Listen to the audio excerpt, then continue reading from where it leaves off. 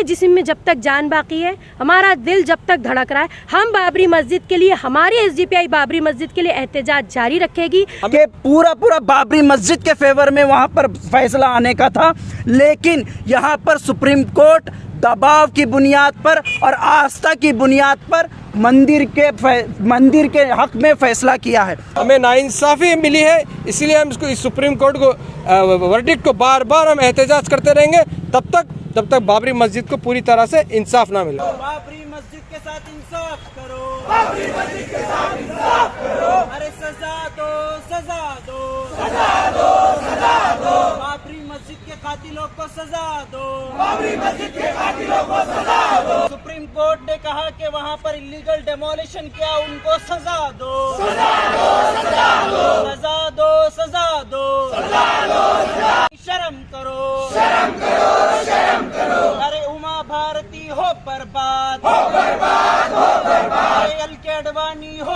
बर्बाद, हो बर्बाद, हो बर्बाद, अरे उमा भारती हो बर्बाद, हो बर्बाद, हो बर्बाद। 1992 6 दिसंबर को हमारी एक बहुत ही तारीख़ी हिस्टोरिकल मॉस्क बाबरी मस्जिद को शहीद किया गया था। और अगर आप गूगल पे सर्च मारते हैं डेमोलिशन ऑफ बाबरी मस्जिद, तो एक वर्ड निकल के आता है कि बाबरी मस्जिद वॉज इलीगली डेमोलिश्ड। इसके आगे तो सारी कहानी पे फुल स्टॉप लग जाता है, क्योंकि गूगल जो कि एक इंजन है, ग्लोबल सर्च इंजन है, उस पर लिखा हुआ है कि इट वॉज इलीगली डेमोलिश्ड। तो इसका मतलब क्या हुआ कि गैर कानूनी, यानी कि नाजायज़ तरीके से इसको तोड़ा गया था। मैं जो भी मेरे व्यूवर्स यहाँ पे सुन रहे हैं आपके माध्यम से, मैं उनसे एक छोटी सी कहानी बताना चाहूँगी। आपके परदादा ने एक घर ख़रीदा, उसमें आपके परदादा रहे, दादा रहे, आपके बाप रहे और अब आप रह रहे हैं। अचानक एक दिन दरवाजे पे दस्तक होती है, कुछ लोग आके आपके घर के अंदर बैठ जाते हैं और कहते हैं कि इस घर से निकलो, ये घर हमें पसंद है, हम यहीं रहेंगे। आप सीधा पुलिस के पास जाएंगे, तो पुलिस कहेगी नहीं भाई हम इसमें कुछ नहीं कर सकते। फिर आप कोर्ट के पास जाएंगे, कोर्ट आपके कागजात देखेगी, कागजात देख के कहेगी, सारे विटनेस जमा करेगी, प्रूफ देखेगी, फिर कहेगी कि नहीं नहीं आप सही कह रहे हैं, ये घर आपका ही है और सालों पहले आप ही के पूर्वज ने इसको ख़रीदा था। लेकिन अब क्या करें, मामला जो है वो पसंद का है, कुछ लोगों को आपका घर पसंद आ गया है। मैं आप लोगों को जवाब नहीं दूंगी, मैं आप लोगों से सवाल कर रही हूँ। इसके बाद आप क्या करेंगे? आप अपने घर को छोड़ देंगे या आप अपने घर के लिए लड़ते रहेंगे? आप जब तक लड़ते रहेंगे जब तक आपको इंसाफ ना मिले। सही है? तो हमारे साथ भी यही हुआ है। देखिए, सुप्रीम कोर्ट एक इंस्टीट्यूशन है जो बनाया है लोगों ने, लोग ही उसमें बैठ के फैसले सुनाते हैं। वो कोई खुदा से ऊपर नहीं है। हम सुप्रीम कोर्ट की इसलिए इज्जत करते हैं क्योंकि वो सबसे ऊपर, हमारी जस्टिस हायरार्की में सबसे ऊपर आता है, सबसे सुप्रीम है। और ये बात सही है कि कई बार सुप्रीम कोर्ट के इंटरवेंशन की वजह से कई ऐसे मामलात और हालात हैं जिसमें इंसाफ मिलता है। लेकिन बाबरी मस्जिद के मामले में कहीं ना कहीं सुप्रीम कोर्ट का झुकाव भी हमें मंजूर नहीं है। यही एक वजह है कि हर साल इस दिन को हम ब्लैक डे के नाम से मनाते हैं और हमारा एहतजाज, हमारी एसडीपीआई का एहतजाज जारी रहेगा जब तक कि हम मुतमईन नहीं हो जाते कि हाँ हमें इंसाफ मिलता है। और एक चीज़, कानून की अगर आप बात कर रहे हैं तो सुप्रीम कोर्ट में बहुत से ऐसे फैसले हैं जिनको खुद सुप्रीम कोर्ट कहती है कि अगर पब्लिक को वो एक्सेप्टेड नहीं है तो वो रिव्यू किए जा सकते हैं। उसी एक कानून के तहत हम यहाँ पर खड़े हुए हैं। हम भी अपने कॉन्स्टिट्यूशन के आधार पर और कॉन्स्टिट्यूशनल रेमेडीज़ जो हैं उनके आधार पर ही ये डिमांड कर रहे हैं कि हमारी बाबरी मस्जिद को इंसाफ मिलना चाहिए। और एक आखिरी बात, आज जो है डॉक्टर B.R. अम्बेडकर की डेथ एनिवर्सरी है। मैं आपको बताऊं, जिस तरह मस्जिद तोड़ी गई थी बाबरी मस्जिद, उसी दिन इंसाफ का कत्ल हो गया था। उसी दिन समझ लीजिए कि कॉन्स्टिट्यूशन भी तोड़ दिया गया था। आज मतलब B.R. अम्बेडकर की डेथ एनिवर्सरी मनाना और बाबरी मस्जिद की नाइंसाफ़ी को लेके एहतजाज करना, ये कोई जिसे कहते हैं कि इत्तेफाक नहीं है, बल्कि अगर इन दोनों चीज़ों को जोड़ा जाए तो इसमें लॉजिक है। B.R. अम्बेडकर ही हैं वो जिन्होंने हमें कॉन्स्टिट्यूशन दिया था, और आज बाबरी मस्जिद के लिए हम एहतजाज कर रहे हैं क्योंकि उसी कॉन्स्टिट्यूशन के ख़िलाफ़ जाके इस मस्जिद का कत्ल किया गया। देखिए, आज हमारा दिल रो रहा है। हो सकता है आंखों में आंसू नहीं हो, सूख गया हो पानी, लेकिन हमारा दिल रो रहा है। हमारे जिस्म में जब तक जान बाकी है, हमारा दिल जब तक धड़क रहा है, हम बाबरी मस्जिद के लिए, हमारी एसडीपीआई बाबरी मस्जिद के लिए एहतजाज जारी रखेगी। और सिर्फ बाबरी मस्जिद ही नहीं, इंशाल्लाह जिस तरह की भी नाइंसाफ़ी इस मुल्क की ज़मीन पर होगी, हमारा एहतजाज उसके खिलाफ जारी रहेगा।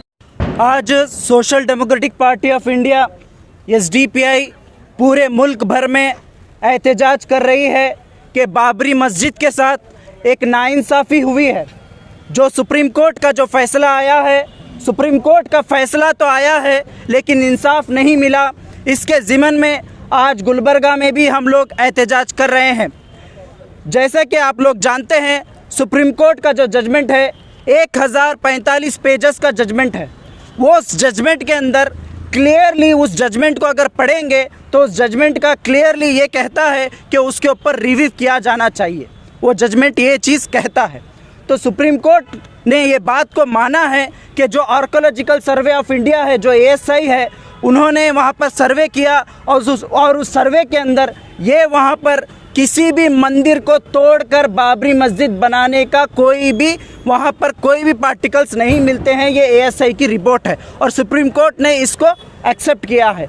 उसके बाद सुप्रीम कोर्ट ने इस बात को भी माना है कि वहाँ पर 23 दिसंबर 1939 तक, 1949 दिसंबर तक वहाँ पर नमाज हुई। मिडनाइट तक, फजर की नमाज के वक्त वहाँ पर मूर्तियाँ लाई गई। आधी रात को मूर्तियाँ लगाकर वहाँ पर रखा गया। उस चीज़ को सुप्रीम कोर्ट ने क्लियरली उस जजमेंट में कहा है कि वो टोटली इलीगल था जहाँ पर वो मूर्तियाँ लाकर रखी गई। उसके बाद सुप्रीम कोर्ट ने ये भी कहा कि वहाँ का जो लोकल एडमिनिस्ट्रेशन है जिसने मुसलमानों को नमाज़ पढ़ने से रोका, वो भी सुप्रीम कोर्ट ने कंडेम किया है। सुप्रीम कोर्ट के जजमेंट में ये बात है। सुप्रीम कोर्ट आगे चलकर ये भी कहता है कि वहाँ पर साथ ही साथ इलीगल वहाँ पर मूर्तियाँ रखी गई। उसके बाद सुप्रीम कोर्ट को हलफनामे में तमाम विश्व हिंदू परिषद, भारतीय जनता पार्टी के तमाम लोगों ने एक बॉन्ड दिया था। वहाँ पर कहा था कि हम बाबरी मस्जिद के करीब भी नहीं जाएंगे और उसको कोई भी वहाँ पर ढांचे को तकलीफ नहीं पहुँचाएंगे। सुप्रीम कोर्ट में हलफनामा दिया था। लेकिन उसके बाद सुप्रीम कोर्ट के खिलाफ, सुप्रीम कोर्ट की धज्जियां उड़ाते हुए LK अडवाणी और तमाम बीजेपी के बड़े बड़े लीडर्स, इन तमाम लोगों ने मिलकर वहां पर बाबरी मस्जिद को शहीद किया गया। इस बारे में सुप्रीम कोर्ट कहता है कि सुप्रीम कोर्ट के जजमेंट में ये चीज़ है कि ये भी इलीगल डेमोलिशन था और लॉ एंड ऑर्डर को ख़राब करने की पूरी कोशिश यहाँ पर की गई है। ये भी एक क्रिमिनल एक्ट है। सुप्रीम कोर्ट इस बात को मानता है। आज लोग कह रहे हैं कि आप लोग प्रोटेस्ट क्यों कर रहे हैं, एहतजाज क्यों कर रहे हैं। खुद सुप्रीम कोर्ट का जजमेंट ये कहता है, इस मजबूर करता है कि हमें एहतजाज करने की ज़रूरत है।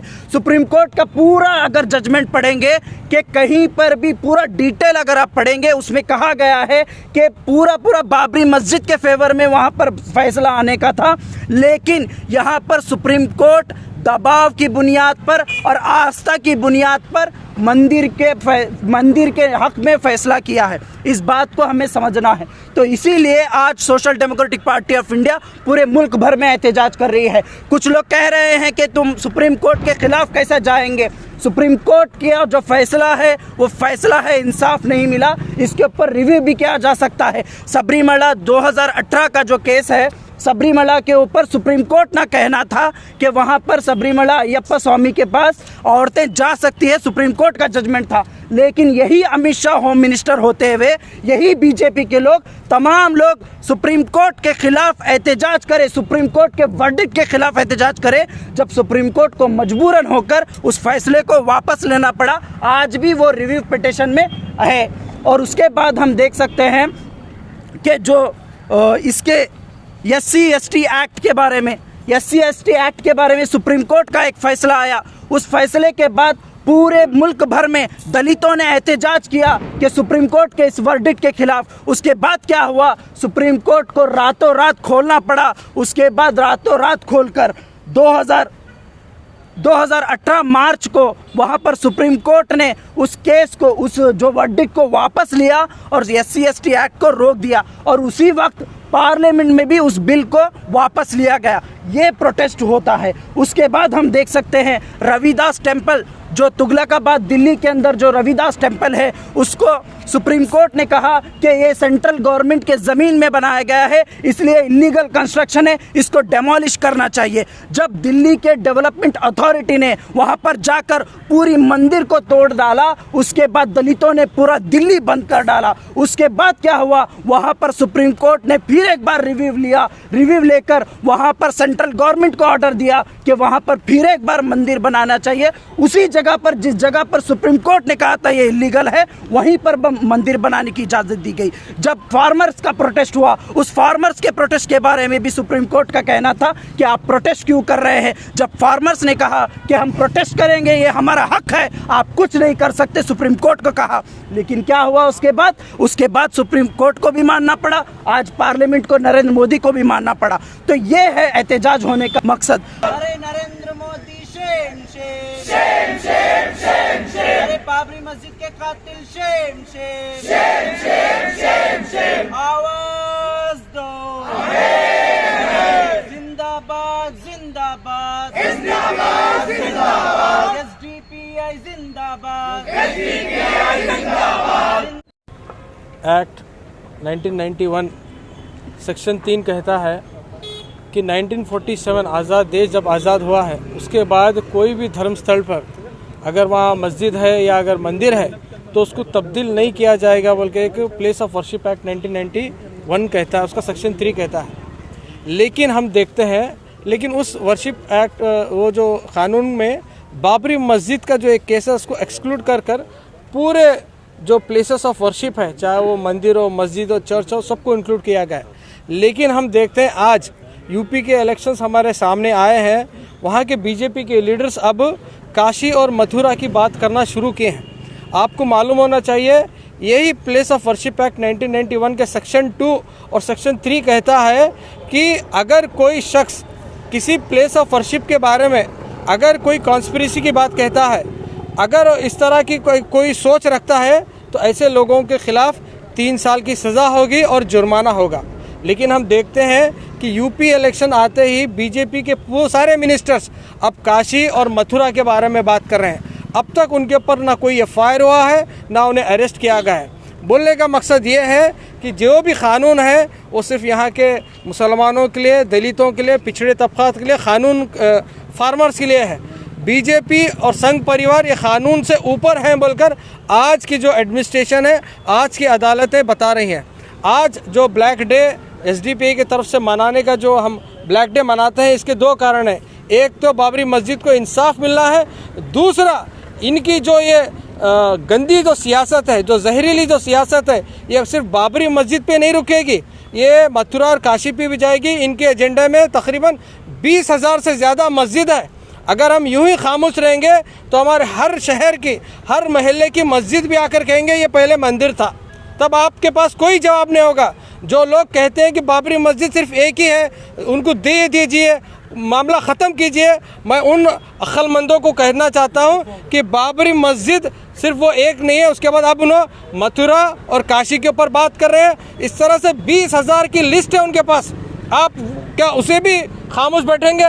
कब तक खामोश बैठेंगे? लेकिन जब आपका अपना घर का मामला आता है तो आप कोर्ट में लड़ते हैं, ज़मीन पे लड़ते हैं। जब ये अल्लाह की घर का मामला आता है आप खामोश और बुज़दिल होते हैं। तो आज social democratic party of India यही कहती है कि ये डर की राजनीति, ये जहर की राजनीति, इसको ख़त्म करना है। देश का कानून सबसे ऊपर है। इससे पहले भी हमारे सामने बार बार आया है कि supreme court is not supreme unless लोग उसको सुप्रीम नहीं मानते। हम इस वर्डिक्ट जो सुप्रीम कोर्ट का आया है, इस वर्डिक्ट में हमें नाइंसाफ़ी मिली है, इसलिए हम इसको, इस सुप्रीम कोर्ट को वर्डिक्ट को बार बार हम एहतजाज करते रहेंगे तब तक बाबरी मस्जिद को पूरी तरह से इंसाफ ना मिले।